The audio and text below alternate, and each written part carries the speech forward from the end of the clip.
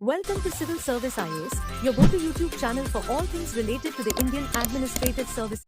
ये बड़े बड़े किले, राजपूतों का गढ़, जहाँ के राजाओं की गाथाएं सारा देश गाता है और जहाँ का इतिहास इतना समृद्ध है, दोस्तों उस स्थान को राजस्थान कहते हैं। देखा जाए तो दाल बाटी चूरमा और अपने रिच ट्रेडिशन के अलावा भी राजस्थान के पास काफी कुछ है, जैसे कि इंडिया की बिगेस्ट माइंस, वर्ल्ड हेरिटेज की 9 साइट्स, जीआई टैग वाला बीकानेरी भुजिया, लार्जेस्ट सीमेंट फैक्ट्रीज और कैमल फेस्टिवल्स। लेकिन दोस्तों राजस्थान का बस एक पहलू है। आप भी जब यहाँ के डेवलपमेंट, लाइवलीहुड और क्वालिटी ऑफ लाइफ को देखेंगे तो आपके मन में भी सवाल आ सकता है कि आखिर राजस्थान इंडिया में कहाँ स्टैंड करता है। साथ ही राजस्थान का जेंडर रेशियो, खराब water management, unemployment rate, poverty और पुअर सोशल सेक्टर राजस्थान की एक अलग ही तस्वीर को पेश करते हैं। ऐसे में अगर आप इन फैक्टर्स पर नजर डालें तो किसी भी तरीके से राजस्थान बीमारू राज्यों की लिस्ट से बाहर आता हुआ नजर नहीं आता है।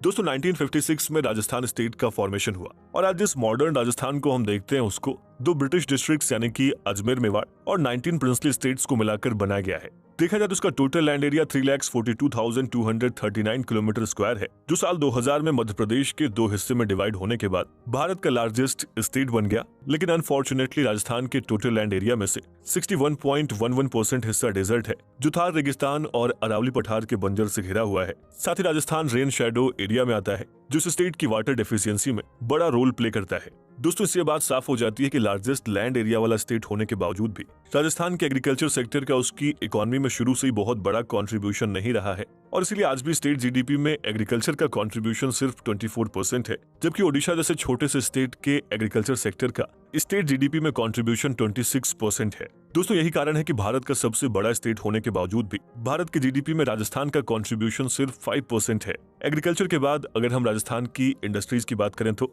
राजस्थान में इंडस्ट्रियलाइजेशन बहुत ही रिसेंट फिनोमिना है और इसकी वजह यह है क्योंकि आजादी के बाद राजस्थान में इंडस्ट्रियल डेवलपमेंट की कंडीशन काफी खराब थी, या ये कहें कि ना के बराबर थी। देखा जाए तो 1960s तक इंडिया के इंडस्ट्रियल मैप पर राजस्थान का नामो निशान तक नहीं था और इसकी वजह थी lack of interest of the rulers, lack of skilled labours, poor water supply और खराब इंफ्रास्ट्रक्चर।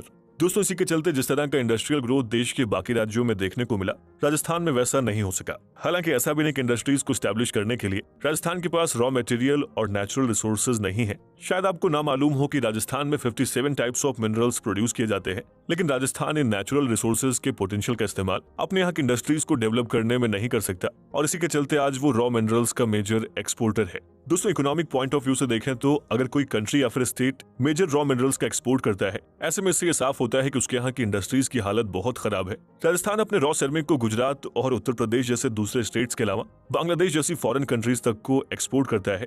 देखा जाए तो आज इन जगहों पर सेरेमिक की बड़ी बड़ी इंडस्ट्रीज एस्टैब्लिश हो चुकी हैं, लेकिन वही राजस्थान जो रॉ सेरेमिक का इतना बड़ा प्रोड्यूसर है, वहां पर इसकी एक भी बड़ी इंडस्ट्री नहीं है और इसके पीछे का कारण यह है कि यहाँ पर हाई क्वालिटी कोल और वाटर प्रोजेक्ट्स उपलब्ध नहीं है। साथ ही थर्मल पावर प्लांट के लिए गुड क्वालिटी कोल की जरूरत होती है, जो कि राजस्थान को दूसरे स्टेट से इंपोर्ट करना पड़ता है और इसी के चलते यहाँ पर अभी भी 24/7 पावर सप्लाई पॉसिबल नहीं हो पाती है। दोस्तों मिनरल्स के साथ साथ राजस्थान में किसी भी तरह की एग्रो इंडस्ट्री भी डेवलप नहीं हो पाई है और इसकी वजह यह है कि राजस्थान में एग्रीकल्चर पहले से खराब है, जिसके चलते राजस्थान का इंडस्ट्रियल सेक्टर वहां के एग्रीकल्चर सेक्टर की तरह पिछड़ा हुआ है। और इकोनॉमिस्ट बार बार ये कहते हैं कि आज की इस कैपिटलिस्ट सोसाइटी में किसी भी स्टेट की इकोनॉमी तभी ग्रो कर सकती है जब वहां की इंडस्ट्रियल ग्रोथ हो। साथ ही राजस्थान में इंडस्ट्रियल ग्रोथ का ना होने का दूसरा इंपॉर्टेंट फैक्टर ये भी है कि यहाँ पर कोई भी बड़ा प्राइवेट इन्वेस्टमेंट देखने को नहीं मिला है, जिसके पीछे राजस्थान का पुअर सोशल सेक्टर भी जिम्मेदार है। और हम ऐसा इसलिए कह रहे हैं क्योंकि राजस्थान शुरू से ही अनस्किल्ड लेबर, खराब literacy, low female labour force participation, child marriage, gender inequality और दोस्तों पॉवर्टी जैसे हर सोशल एस्पेक्ट पर सबसे पीछे खड़ा नजर आया है,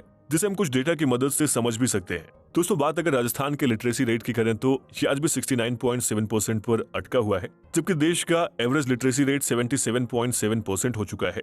वहीं जेंडर वाइज राजस्थान के लिटरेसी रेट को देखें तो इसमें विमेन लिटरेसी रेट 52.12% है, यानी आज भी राजस्थान की महिलाओं की आधी आबादी अनपढ़ है। और दोस्तों यही वजह है कि राजस्थान में महिलाओं का वर्कफोर्स में पार्टिसिपेशन लेस देन 5% है, जबकि देखा जाए तो असम जैसे छोटे से स्टेट में विमेन का लेबर फोर्स पार्टिसिपेशन रेट 39.83% है। साथ ही यहाँ पर एक फैक्टर जेंडर इनइक्वालिटी का भी आ जाता है। राजस्थान में अगर जेंडर रेशियो को देखें तो साल 2021 के डेटा के मुताबिक हर 1000 मेन पर 928 विमेन है, जबकि नेशनल एवरेज 943 का है।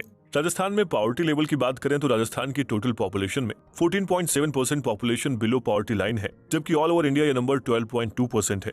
साथ ही राजस्थान में पर कैपिटा इनकम 1,66,560 रुपीज है, जबकि देश भर में एवरेज 2,14,484 रुपीज का है। दोस्तों इन सब के अलावा राजस्थान के पॉपुलेशन डिवीजन की बात करें तो मैक्सिमम पॉपुलेशन रूरल एरियाज में रहती है, जहां पर आज भी ऑर्थोडॉक्स ट्रेडिशंस जैसे कि डावरी, चाइल्ड मैरिज और अनटचेबिलिटी के साथ ही ब्लैक मैजिक भी प्रचलन में है। साथ ही राजस्थान में जहां चाइल्ड मैरिज रेट 23.3% है, वहीं नेशनल एवरेज सिर्फ 16% का ही है। और दोस्तों ये सारे इश्यूज ऐसे हैं जिसकी वजह से राजस्थान की नेगेटिव इमेज बनती जा रही है। एक लिमिटेड एग्रीकल्चर लैंड और सीजनल टूरिज्म पर ही राजस्थान की पूरी पॉपुलेशन की लाइवलीहुड डिपेंड नहीं कर सकती है। साथ ही इंडस्ट्रीज ना होने की वजह से इस रीजन में लोगों के पास बस एक ही काम रह जाता है और वो है माइनिंग का। लेकिन दोस्तों माइंस में काम करने वाले वर्कर्स आज सिलिकोसिस जैसी बीमारी से परेशान हैं। और दोस्तों अगर आप राजस्थान में एपिडेमिक लेवल को एक स्टडी के मुताबिक समझेंगे तो जोधपुर में 9.9% सैंड वर्कर्स को सिलिकोसिस प्रॉब्लम को फेस करना पड़ता है और ये कहीं ना कहीं राजस्थान की पुअर हेल्थ इंफ्रास्ट्रक्चर की इमेज को भी रिप्रेजेंट करता है।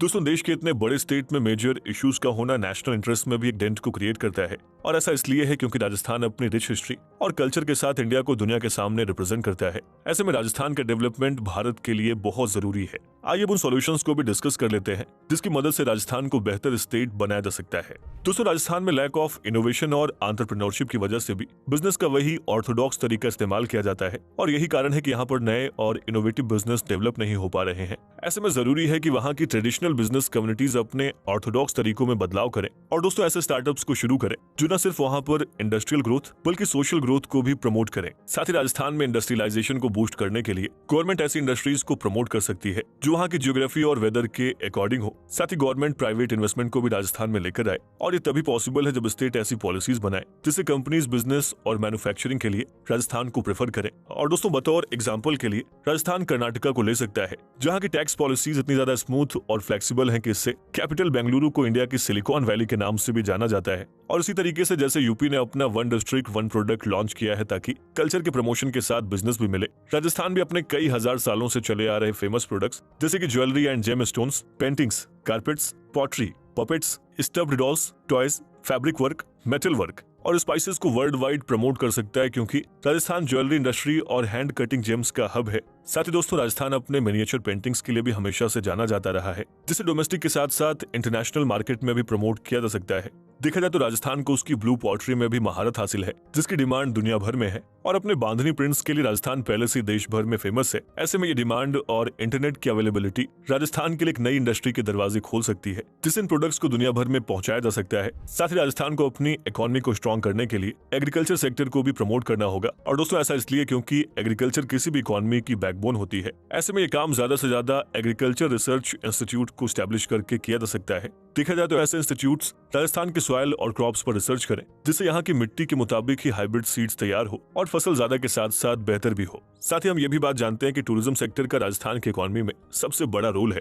साल 2022 में यहाँ पर करीब 8 करोड़ टूरिस्ट आए थे, लेकिन दोस्तों ये टूरिज्म सेक्टर शुरुआत से ही काफी अनऑर्गेनाइज रहा है जिसके चलते इसका फायदा राजस्थान के कुछ गिने चुने हिस्सों में ही देखने को मिला है। ऐसे में जरूरत है कि राजस्थान अपने टूरिज्म को ऑर्गेनाइज करे ताकि उससे कलेक्ट होने वाले रेवेन्यू का राजस्थान के हर रीजन का इक्वल डेवलपमेंट हो सके। और राजस्थान में कई ऐसे लोकल फेस्टिवल्स और ट्रेडिशंस भी हैं। ऐसे में जरूरत है तो बस इनकी प्रॉपर मार्केटिंग और ब्रांडिंग की।